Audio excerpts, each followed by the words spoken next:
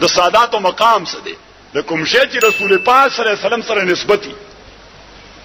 هغه څومره محترم دی تاسو وګورئ بزرګانو کې یو بزرګ دی حضرت مولانا رشید احمد گنگوئی رحمت الله علیه د جمعیت العلماء هند بزرگ دی علماء دیوبند کې دی اکابرین ملت کې دی چاور تپنی راوړي د پڼو رنگ هغه گویا شین رنگ د شنه کپڑے جوړې پڼې وي حضرت مولانا گنگوئی رحمت الله علیه ډیر احترام سره واغسته او بیا شیشې والا الماره کې بند کړي کال بعد هغه سړی راغی حضرت گنگوئی رحمت الله علیه ته وای چې حضرت دا پڼې خو ما پخپو کول نه راوړي دي تاسو پخپو کوئ نه حضرت گنگوئی رحمت الله علیه ورته بچیا ما د رسول پاک په قبر مبارک باندې د قبه او د گنبد رنگ شین کتل دی هغه شین رنگ د خپل لاندې راوستل د گنبد توهین ګڼم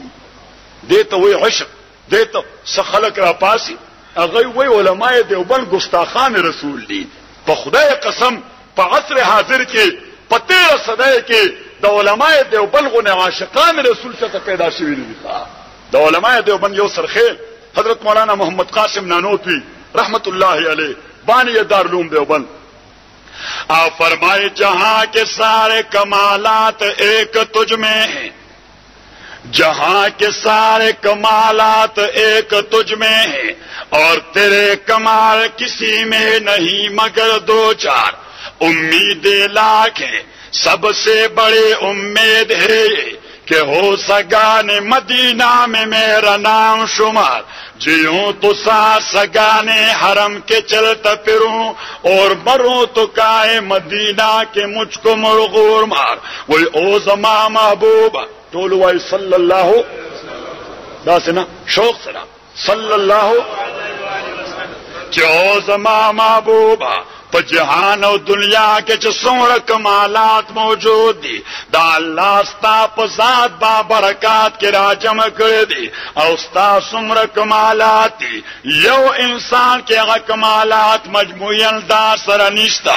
او حضرت نانوتوی رحمت الله علیه دویمه خبره کوي کہ امید لاکھ ہیں سب سے بڑی امید ہے انسان چه ژوندې بلا امید نه چې یو لوی بلډینګ به جوړوم یو غټ موټر باخلم یو لوی جاګیر و پیدا کوم یو عظیم تجارت به جوړوم یو لوی عہده و پیدا کوم دا او دا کار وکوم دا تقاضی وی کنه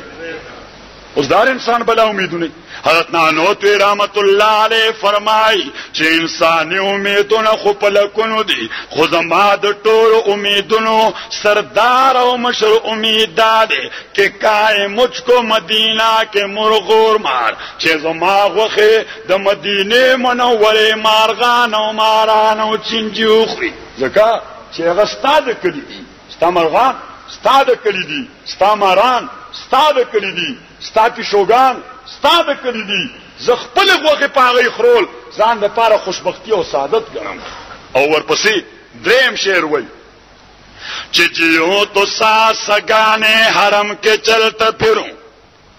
جیوں تو سگانے حرم کے چلتا پھروں اور مروں تو کائے مدینہ کے مجھ کو مرغور مار زما تقاضا دادا چې ژوندې ام نو چې ستا د خاص پو پیشوګانو سره ملګرتیا نصیب شي او چې مړ شم چې زما غوښه ستا د وطن د سپو پیشوګانو خوراک شي نو کم سره چې د مدینه منورې سپي او پیشو سره ګرځیدل ځان د پاره سعادت غني خپل غوخه پاغه خرول د آخرت خیر غني داسې سړی ګستاخ رسولي که عاشق رسولي جی او عجیب خبره ده یو سړی د مدینه طیبه پماران ولرمان خپل غوخه ور خرول غواړي نو دا به ګستاخ رسولي او یو سړی د پیغمبر په مصلی ولار امام پسې مزن کیږي نه دا به عاشق رسولي ببی تفاوت راز کجا استاب کجا دا عجیب خبره ده تمہاری زلف میں آئی تو حسن کہلائی تا ته د پیغمبر مصلی باندې سولار سره گمراه کاری دا د ایمان کومه مرتبه او کومه درجه ده زمونږ دا عقیده ده چې د پیغمبر په مصلی باندې گمراه سره نشي ودرېدي دا سره یا نه جواب راکوي جی د پیغمبر په مصلی باندې البته گمراه سره نشي ودرېدي ملحد سره نشي ودرېدي زنديق سره نشي ادھرے دے ہاں البتہ آپ کے رشتے کہیں اور ملے ہوں گے ستا ربط بچرته بل ځای سره دی به فساد او فتنه جوړه کړي ورنداز زدو خبرې کوم یو دا چې د نبی کریم مصلا الله د گمراه د قدمونو نه محفوظ ساتلی دا یو او دویم دا چې پیغمبر پاک باندې چا یو وار ایمان ناوړ د حضور لیدل لري هغه بیا مرتد شوی صحابو کې یو سړی هم بیا مرتد شوی او عبد الله ابن خطل غو نه سړی که مرتد شوی د نو فل حقیقت هغه مسلمان شوی نه و